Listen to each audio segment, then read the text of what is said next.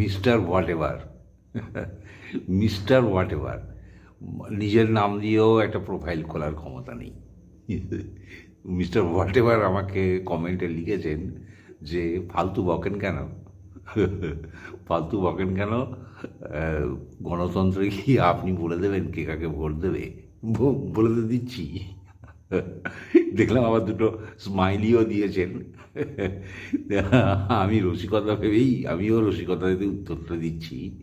আমি বলে তো দিচ্ছি, শুনছে কে? আপনি শুনবেন? শুনবেন না? তো যদি না শোনেন, ফালতু সময় নষ্ট করছেন কেন আমার চ্যানেলে? এড়িয়ে যাবেন, আমার থোবড়াটা দেখে এড়িয়ে যাবেন।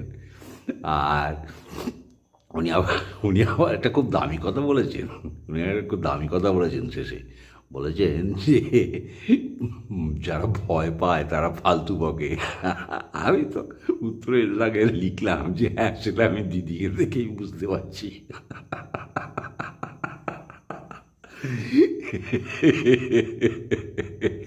যাই হোক, যাই হোক, আমার খুব ভালো লেগেছে আপনার রসিকতা। আপনি তো গণতন্ত্রের লোক। আপনার বোধহয় জানা আছে যে বিরোধী পক্ষের শুধু নয়, শুধু বিরোধী পক্ষের শুধু না, আমারও বাক স্বাধীনতা আছে। আমারও বাক স্বাধীনতা আছে। আমি আপনাকে অপমান না করে, আপনাকে অসম্মান না করে আমার বক্তব্য আমি বলতেই পারি। আপনি শুনলে শুনবেন, না শুনলে না শুনবেন। আমার থোবড়াটা দেখে এড়িয়ে যাবেন। সেটাই ভালো নয় কি? সসম্মানে নিজের সম্মান রক্ষা করার এটা সবথেকে ভালো উপায় নয় কি? কেন সময় নষ্ট করেন আমার চ্যানেলে? আরও বলেছেন যে বিজেপি আপনাকে কত দেয়, কত টাকা দেয়, বিজেপি আপনাকে কত টাকা দেয়। তো বিজেপি তো আমাকে আর কেন দিতে যাবে বলুন? আমি আর কি, আমাকে বিজেপি টাকা দেবে? তবে টাকা আমি ভালোই রোজগার করি।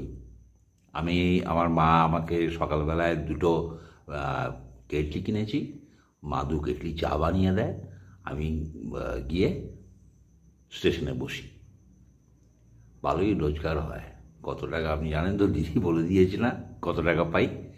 আবার ইদানিং আবার আমার বউ করেছে কি, দিদির কথা শুনে এক ডেচকি ঘুগনিও করে দেয়। আমি ওই চা, কিছু খাস্তা বিস্কুট নিয়ে নিই আর ঘুগনি, বসে থাকি স্টেশনে। কোটিপতি মশাই, আপনি করে দেখুন, দিদির কথা অমান্য করবেন না।